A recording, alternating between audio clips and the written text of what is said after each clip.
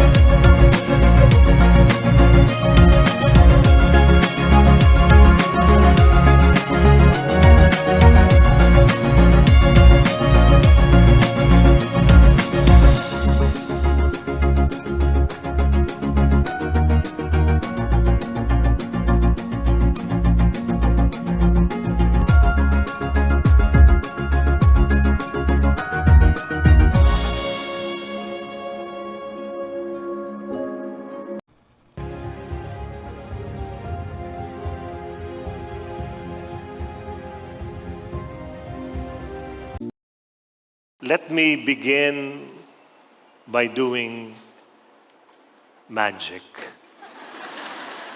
But I want to involve everybody so that you will know that I can do magic. All right? Sige. Lahat po tayo. Nakaupo lang, ha? Can you do this, everyone? Everybody. O, tingnan niyo yung katabi niyo. Baka hindi kasali. Pag hindi gumanito, nakawin niyo yung bag, ha? All right? Tapos, babaliktarin niyo po yung kamay niyo pag ganyan. Okay? Gawa niyo? Yan. Tapos, yan. Okay. Tapos, hawakan niyo yung kamay niyo ganyan. Ganyan lang, ha? Huwag niyong bibitawan, ha? Everybody. Yan, yan. Tama. Yan, yan. Very good. Tapos, sabayan niyo ako, ha? Iti-twist natin. 1, 2, 3, go. Twist it. Hindi niyo kaya, no? Ha? Ako lang ang may kaya. O, sige, ibaba mo na yung kamay mo. My dear friends, magic is an illusion. It's a misdirection, but it is an illusion. And to tell you this, the greatest illusion in the universe is control. That's the greatest illusion in the universe. That you are in control, that we are in control. Actually, di masyado. Nakontrol mo ba kung sino magiging magulang mo? Nung pinanganak ka? Hindi. Saan ka pinanganak? Nakontrol mo ba kung ano ang kulay mo paglabas mo? Pagkatapos, kaya, no? Pero paglabas, hindi. Kaya pag naniwala ka that you control, everything or many things, you're fooling yourself. It's the greatest illusion in the universe that you are in control. There's only one thing you can control. You can control you. You can control your actions, your words, your decision. So what do you need to do? Control you. By the work of the Spirit, by the grace of the Holy Spirit, you can control you. Others, you cannot. You can inspire, you can instruct, you can influence others, but you cannot impose on others. Or else, you will be so stressed. Who are parents here? Can you see the hands of parents? Parents, no? Tayo, kadalasan, we wanna control our kids. Gustong-gusto natin. Pero dapat, lalo na pag maliliit yung mga bata, ay, kailangan nyo kontrolin yan. Maliit pa eh. Anak, isuot mo to. Kainin mo to. Di ba? Pumunta ka doon. Matulog ka na. Huwag mong dilaan yan. Kuryente yan. Diba? You have to control. Di ba? Pero ito na. Pag lumalaki na, wag na. Pag teenager na yung anak nyo, wag nyo masyadong kinokontrol. Mag-aaway kayo. Hindi na pwedeng masyadong ganun. It will destroy your relationship with them. And ikaw, mai-stress ka talaga. Merong isang bata, lalaki, galing sa school, umuwi ng bahay. Sabing ganyan niya sa nanay niya, Mami, pinapatawag po kayo ng principal sa school. Sabi nung mami, ano na naman kabalastugan ang ginawa mo? Sabi nung anak, ako, baka kayo pinapatawag.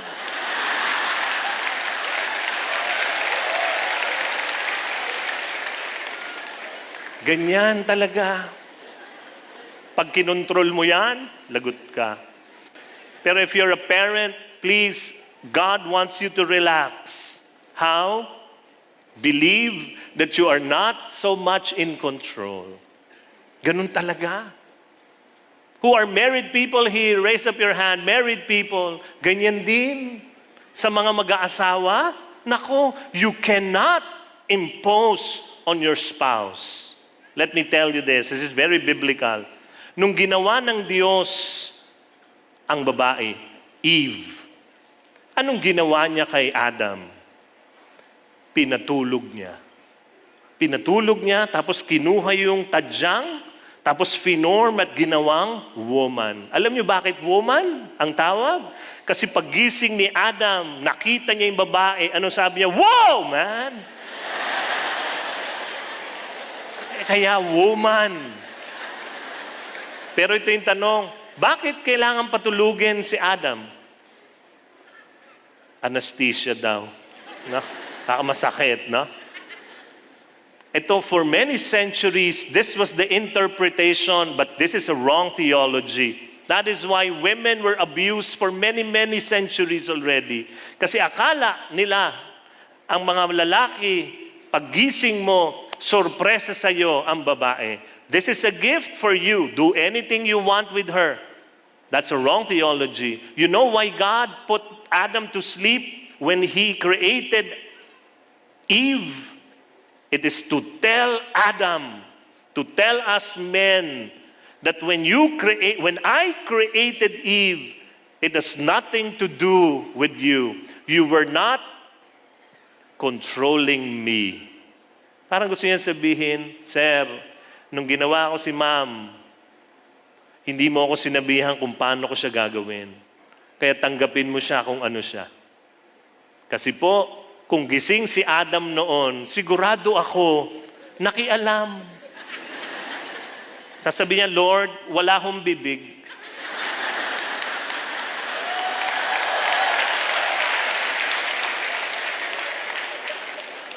Well, you cannot control your spouse. Hindi pwede.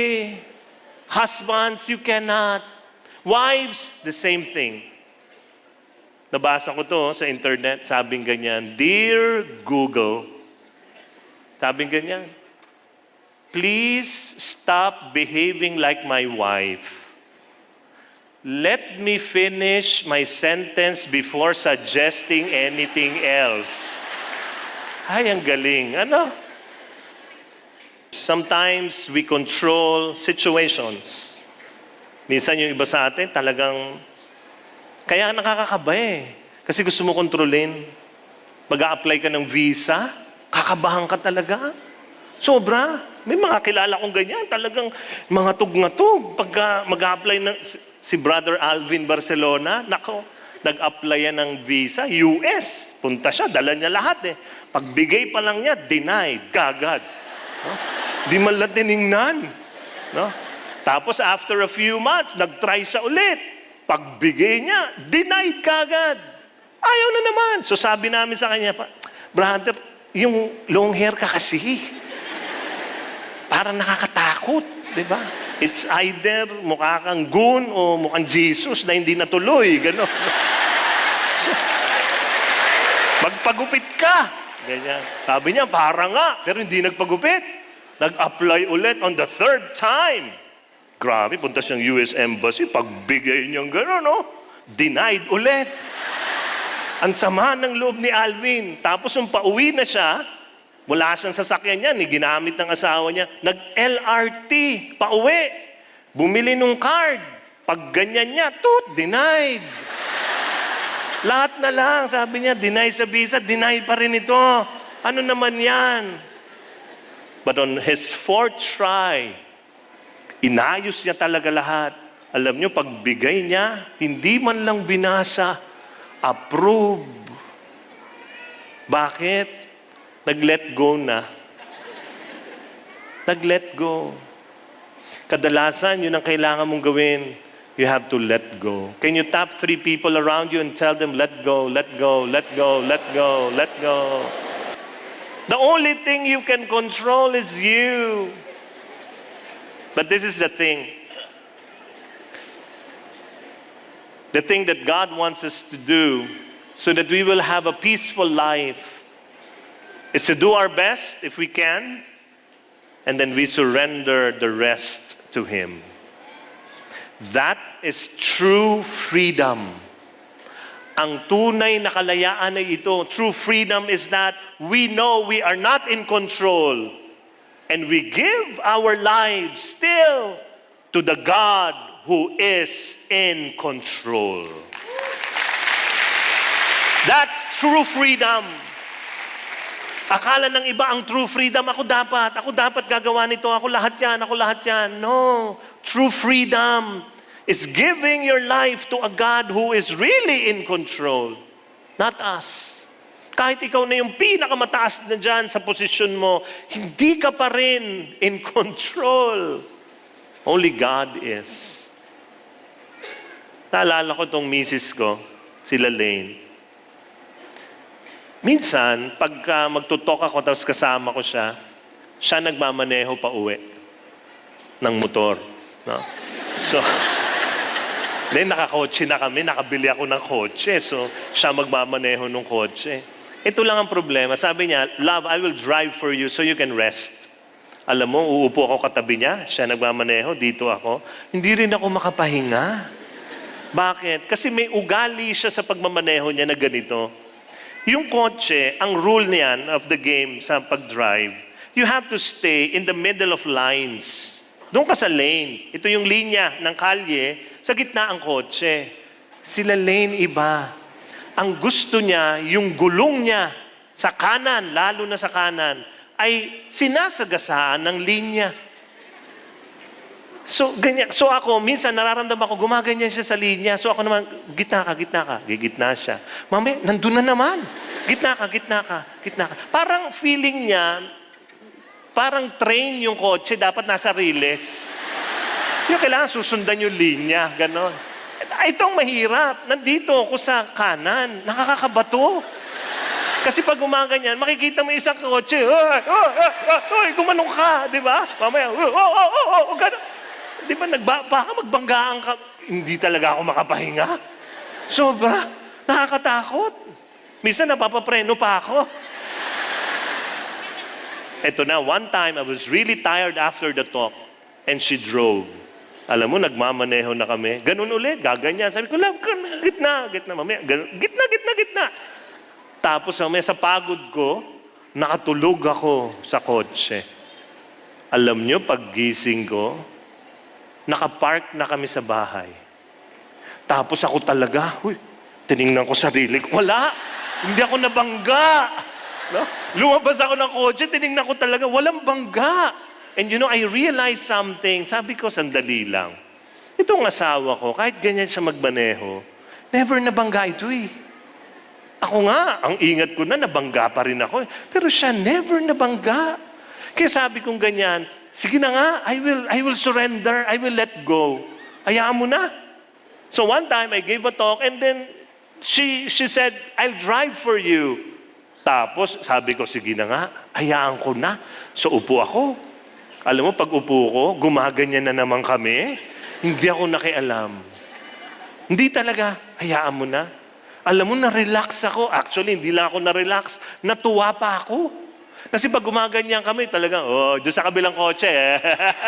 Tapos gaganon din naman, di ba? Mamaya, So, ang saya talaga. Ay, kung sarap pala.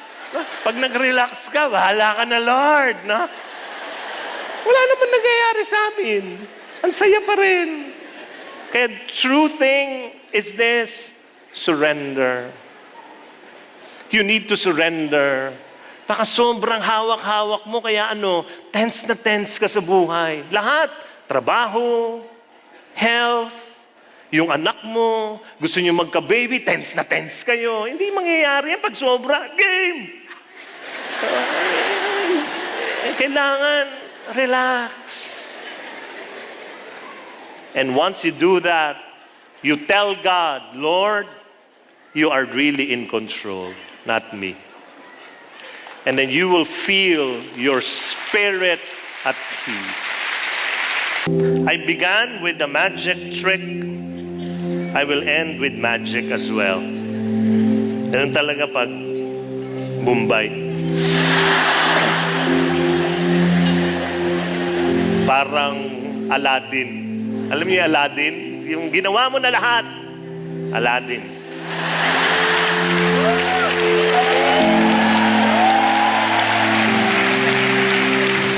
So, let me try the magic trick. This is what I'll do. I will let this hanky stand up using one hand only. Isang kamay lang, ha? Tingnan nyo, isang kamay lang gagamitin ko, tatayo po ito. Pero ito yung mahalaga. Dapat lahat kayo maniwala na tatayo ito. Do you believe? Yes? Yes, everyone? Alright. Ready? Tingnan nyo, ha? Isang kamay lang to. Set. Merong isa sa inyong hindi naniwala. Naramdaman ko yun eh. Dapat maniwala lahat. Everybody should believe. Pag naniwala lahat, tumatayo, nangyayari po ang magic. Tingnan nyo mabuti. Ready. Hindi pwedeng huminga. Nakukontra yung espiritu ng Panginoon dito. Ha? Kaya dapat maniwala at walang ihinga. Ha? Tingnan nyo ha. This will stand up. Isang kamay lang. Ready. Everybody believe. Yes? Walang ihinga. Ready, set, go! Galing ah! Tumayo mag-isa. Ha? My dear friends, this hanky is your life. Ito po ang inyong buhay. My right hand is you. Try holding your life alone. It will fall. Because you're not in control. Ang konti lang talaga ng kaya mong gawin. Huhulog yan. Itong kaliwang kamay ko, this is your God. Pahawak mo yung buhay mo sa Kanya. Tatayo ka. But this is what I love about our God. Gusto niya kasali ka. Kasali ka sa paghawak ng buhay mo. Kaya alam mo sabi niya, hawakan ko yung kabilang dulo. Hawakan mo rin yung kabilang dulo. Para kahit anong ihip ng hangin at bagyo ng buhay, hindi yan tutumba kailanman. This is your God who believes in you. And He tells you, work with me so that you will receive fullness of life.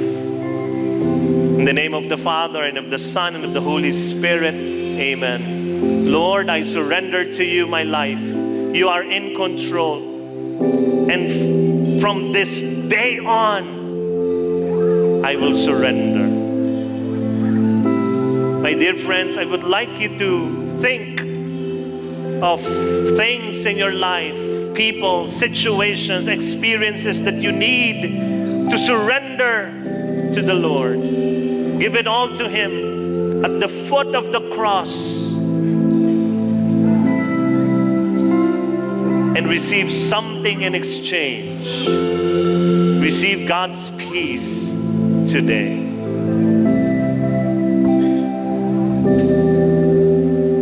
Receive His peace today. Give it all to Him. Let it go.